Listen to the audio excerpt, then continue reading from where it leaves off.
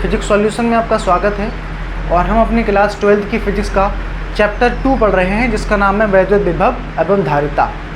ठीक है, और आज की क्लास में हम लोग जानेंगे संधारित्र की धारिता क्या होती है और उसका एक फार्मूला निकालेंगे। इससे प्रीवियस वीडियो में हम लोगों ने डिस्कस किया था कि संधारित्र क्या होते हैं, उसका सिद्धांत समझा था, कैसे वर्क करता है संधारित्र, कैसे बनाते हैं, कितने प्रकार के होते हैं, ये सब हमने डिस्कस कर लिया था। ठीक, और हमारे इस चैनल पर क्लास 11th की भी क्लासेस जो हैं चल रही हैं, तो जो बच्चे हमारे चैनल के माध्यम से पढ़ना चाहें वो फिजिक्स पढ़ सकते हैं। ठीक है, तो चलिए स्टार्ट करते हैं। सबसे पहला इसमें हमारा टॉपिक है संधारित्र की धारिता।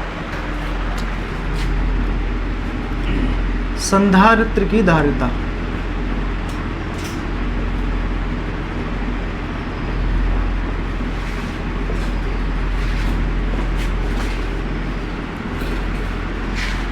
देखिए, संधारित्र की धारिता क्या होती है। अगर हम किसी संधारित्र को आवेश दें, ठीक है, और जैसे जैसे हम उसको आवेश देंगे उसका क्या बढ़ेगा, विभव बढ़ेगा। तो किसी संधारित्र को दिया गया आवेश और आवेश देने से उसके विभव में होने वाली वृद्धि के अनुपात को हम क्या कहते हैं, संधारित्र की धारिता। तो हम क्या लिखेंगे यहाँ पर, किसी संधारित्र को दिया गया आवेश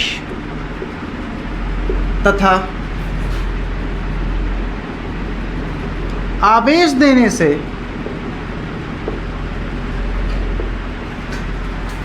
विभव में होने वाली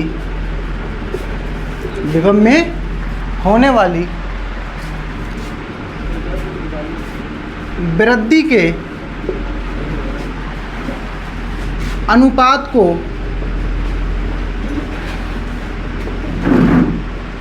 संधारित्र की धारिता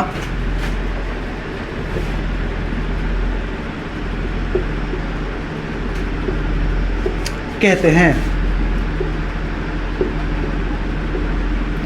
ठीक है, तो किसी संधारित्र को दिया गया आवेश और जैसे जैसे हम उस पर आवेश देंगे उसका क्या बढ़ेगा, विभव बढ़ेगा। तो जो आवेश दिया गया है और जितना विभव बढ़ रहा है उसका अनुपात निकालेंगे तो हमें क्या मिल जाएगी, संधारित्र की धारिता मिल जाएगी। तो यहाँ लिख सकते हैं C बराबर Q/V। तो किसी संधारित्र को दिया गया आवेश Q और आवेश देने से विभव में होने वाली वृद्धि B के अनुपात को क्या कहते हैं, संधारित्र की धारिता कहते हैं। ठीक है, तो इसका संधारित्र की अगर हम धारिता का मात्रक वगैरह की बात करें तो इसका मात्रक हम पहले भी पढ़ चुके हैं, धारिता। तो जो हमने पहले पढ़ा था वही सेम रहेगा। संधारित्र की जो धारिता होती है वो एक अदिश राशि है। मात्रक इसका होता है फैरड या फिर माइक्रोफैरड, छोटा मात्रक। ठीक है, तो अब हम निकालेंगे समांतर प्लेट संधारित्र की धारिता का व्यंजक। ठीक, ये तो हमने ये पढ़ा कि किसी आवेश को अगर हम आवेश देंगे, आवेश देने से उसका विभव बढ़ेगा, उसका अनुपात अगर हम निकालते हैं तो क्या मिल जाती है हमें, धारिता। अब हम क्या करेंगे, यहाँ पे समांतर प्लेट संधारित्र की धारिता का व्यंजक प्राप्त करेंगे। तो यहाँ लिखते हैं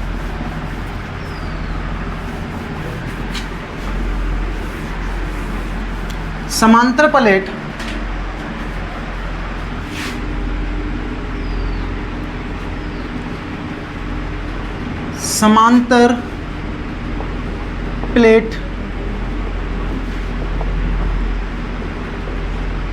संधारित्र की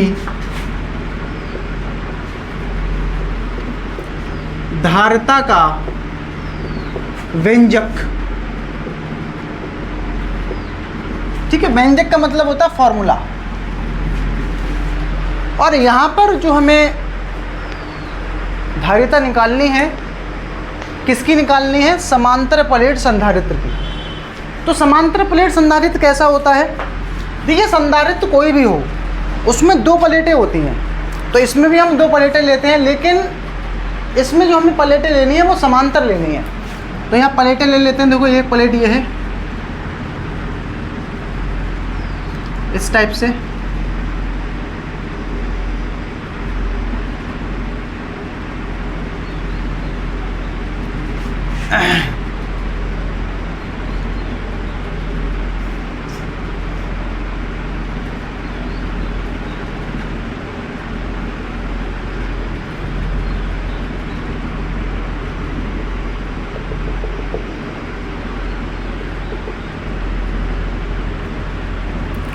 ये हमारे एक संधारित्र आ गया।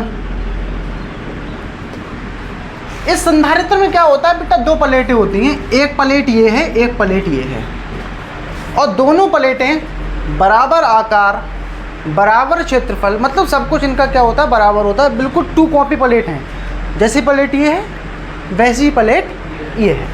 ठीक है, कल हमने पढ़ा था जो संधारित्र हम बनाते हैं इसमें से एक प्लेट को हम लोग किससे जोड़ते हैं, पृथ्वी से। तो हमने इसमें से इस वाली प्लेट को क्या कर दिया, पृथ्वी से क्या कर दिया, कनेक्ट कर दिया इसे। सही है, पृथ्वी से हमने इसको जोड़ दिया। और एक प्लेट पर धनावेश या ऋणावेश देते हैं। अगर हमने इस प्लेट को पृथ्वी से जोड़ दिया है तो दूसरी वाली प्लेट को हमें विभव देना पड़ेगा, या तो ऋणावेशित विभव देंगे या फिर धनावेश, या तो धनावेश देंगे या फिर ऋणावेश देंगे। तो हमने यहाँ से इस वाली प्लेट को हमने क्या दे दिया, आवेश दे दिया। सही है, और यहाँ मान के चल रहे हैं, यहाँ मैंने जो आवेश दिया है इसको कैसा दिया बेटा, धनावेश दिया है ये, तो ये धनावेश आ गया, ये धनावेश आ चुका है यहाँ पर।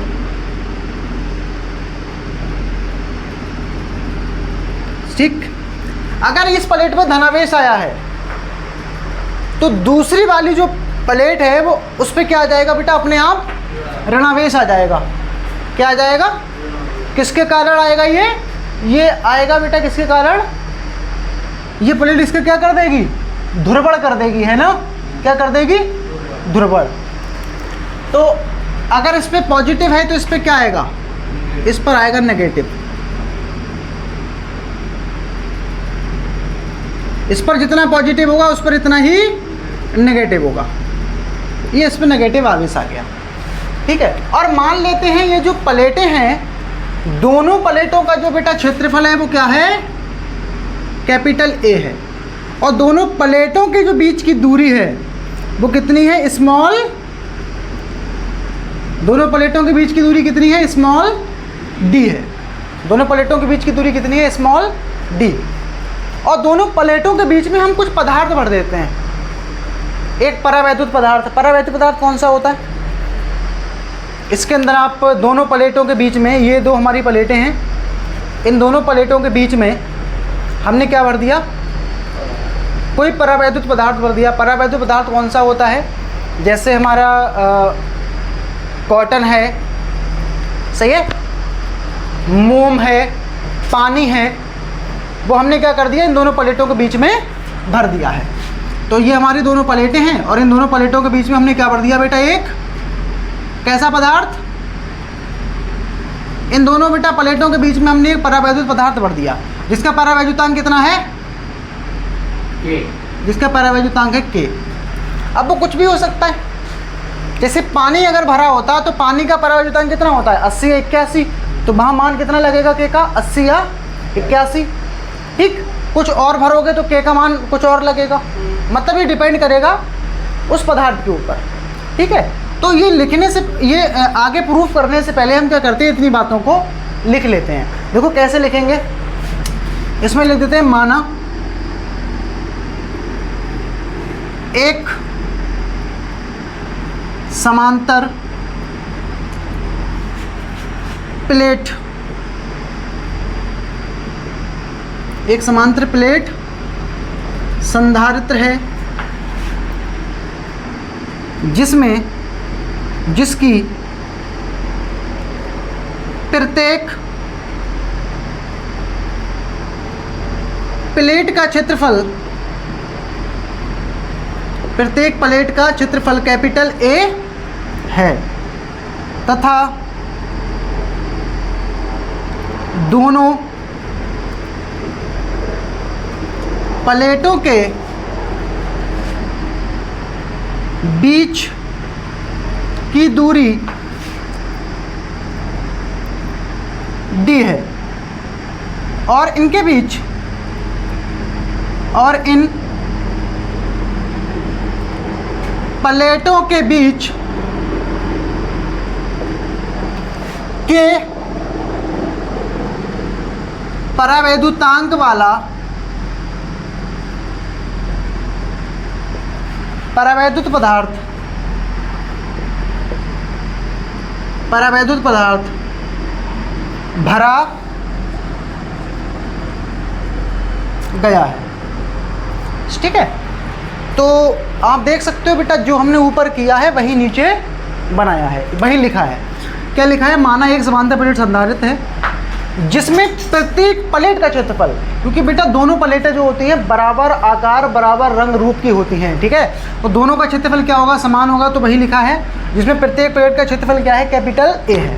और दोनों प्लेटें कितनी दूरी पर रखी है एक दूसरे से? स्मॉल डी दूरी पर। और दोनों प्लेटों के बीच में एक ऐसा पदार्थ हम लोगों ने भर दिया जिसका परावैद्युतांक कितना है? के है। ठीक। अच्छा एक बात बताओ, तो ये बताइए जब हम इस प्लेट को आवेश देंगे तो ये आवेश इस प्लेट के किस में आएगा? आवेश आएगा इस प्लेट के किस में आएगा? पृष्ठ पर। किस में आएगा आवेश? मतलब जो भी हम यहाँ आवेश दे रहे हैं वो आवेश इस पृष्ठ में एक समान रूप से क्या हो जाएगा? वितरित हो जाएगा। और जब आवेश हमारा पृष्ठ पर होता है तब हम क्या निकालते हैं? रेखीय आवेश घनत्व, पृष्ठीय आवेश घनत्व या आयतन आवेश घनत्व। क्या निकालेंगे यहाँ पर? पृष्ठीय आवेश घनत्व। तो यहाँ लिखते हैं अतः पृष्ठीय आवेश घनत्व, पृष्ठीय आवेश घनत्व। और इसको लिखते हैं किससे? रो से, नहीं सॉरी सिग्मा से लिखते हैं इसको। सिग्मा बराबर कितना आवेश है टोटल? आवेश मान ले रहे हैं हमने, कितना आवेश दिया इसको? क्यू आवेश। कितना आवेश दिया? क्यू आवेश। और क्षेत्रफल कितना है प्लेट का? ए है। तो ये हमें मिल गया क्या बेटा? पृष्ठीय आवेश घनत्व। तो पृष्ठीय आवेश घनत्व हम क्यों निकाल रहे हैं? हम जितना भी बेटा आवेश देंगे वो इस प्लेट के किस पे एक समान रूप से वितरित होगा? इसके पृष्ठ पर। तो हम क्या निकालेंगे? पृष्ठीय आवेश घनत्व। देखिए हम जितने भी प्रूफ करेंगे, अगर किसी प्रूफ में हमें धारिता निकालनी है तो सबसे पहले बेटा हमें निकालना पड़ेगा उसका विभव। क्या निकालना पड़ेगा? विभव, तभी धारिता निकलेगी। ठीक, तो लिखते हैं इसमें अतः दोनों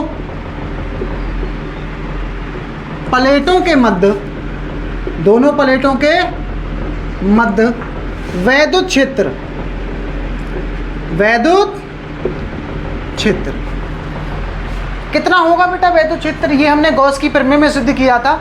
अगर हम दो प्लेटें लेते हैं तो उन प्लेटों के बीच में वैद्युत क्षेत्र क्या होता है बेटा? ई बराबर कितना होता है? ई बराबर sigma upon epsilon not, sigma upon में एप्सिलॉन नॉट।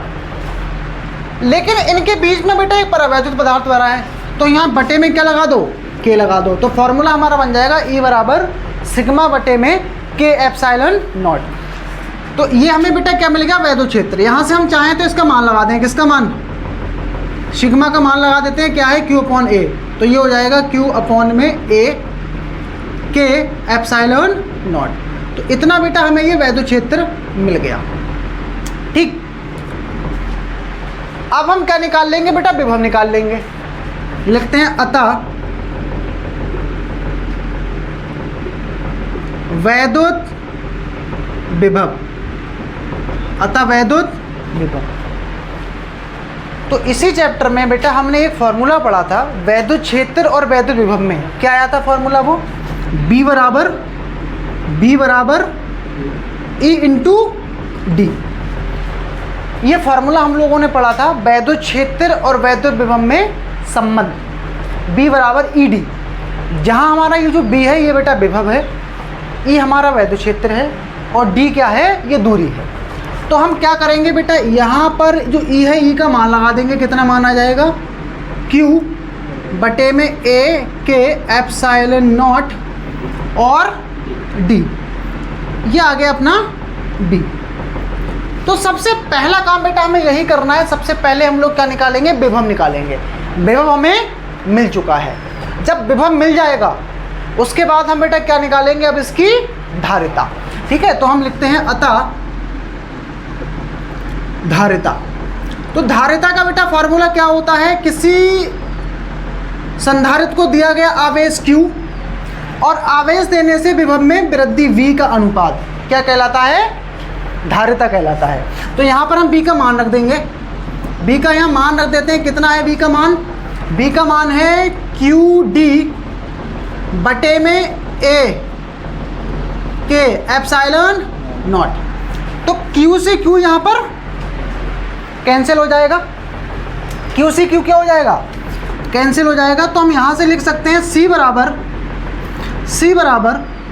मैं यहाँ पर लिख दे रहा हूँ ये फॉर्मूला, C बराबर, और ये नीचे वाला कहाँ जाएगा, सबसे ऊपर, तो ये हो जाएगा A के एप्सिलॉन नॉट बटे में स्मॉल d, या इसी को हम ऐसे भी लिख सकते हैं C बराबर के A एप्सिलॉन नॉट बटे में d।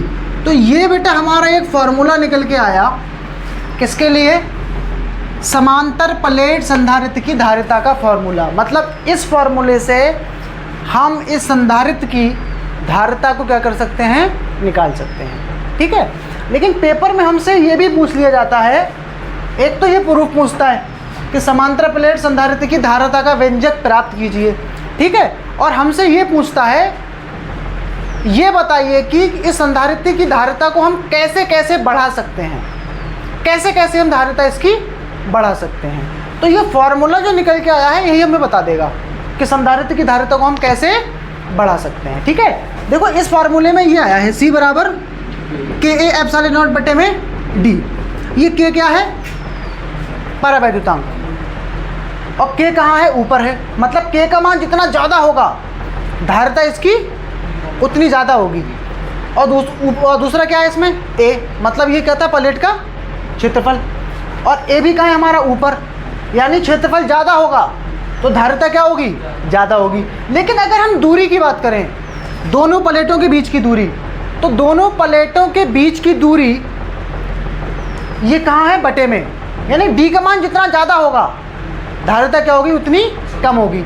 मतलब अगर हम इन दोनों प्लेटों के बीच की दूरी बढ़ा दें तब इसकी धारिता बढ़ जाएगी, और ये जो प्लेट का क्षेत्रफल बढ़ा दें, सॉरी, अगर हम दूरी घटाएंगे तो धारिता बढ़ेगी, क्योंकि दूरी कहाँ है, बटे में है। तो जितनी कम से कम दूरी रखेंगे हम प्लेटों के बीच की, धारिता उतनी ही ज़्यादा होगी।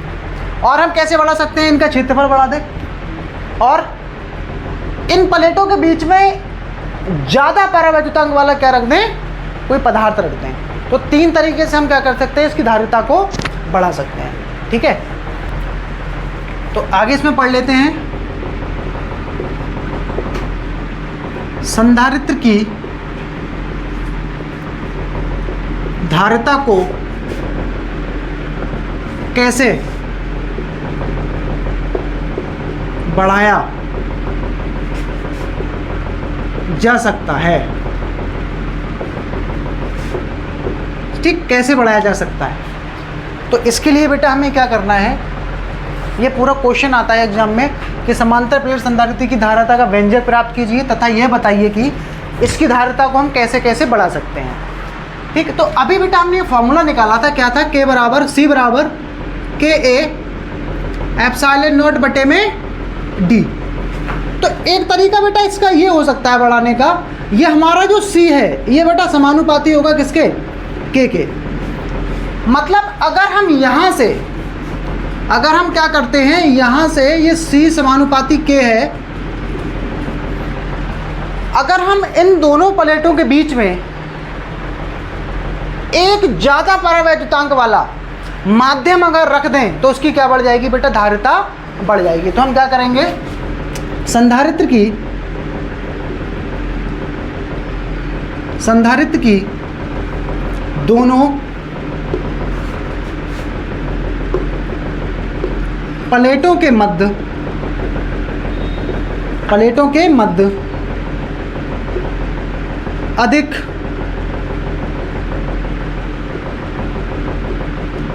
परावैद्युतांक वाला पदार्थ भरने पर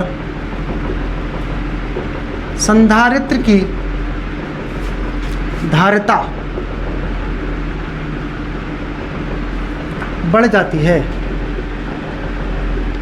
ठीक, तो अगर K का मान ज़्यादा होगा तो उसकी धारिता ज़्यादा होगी। ठीक है, दूसरा और कैसे बढ़ा सकते हो बेटा, हम यहाँ से ये भी लिख सकते हैं, ये C समानुपाती A, C समानुपाती A। अच्छा, A क्या है यहाँ पर बेटा? प्लेट का क्षेत्रफल। आप देख सकते हो बेटा धारिता किसके समानुपाती है? A के। मतलब A का मान जितना ज़्यादा होगा उसकी धारिता भी क्या होगी? उतनी ही ज़्यादा होगी। तो हम यहाँ से क्या लिख सकते हैं बेटा? संधारित्र की प्लेटों का क्षेत्रफल बढ़ाकर इसकी धारिता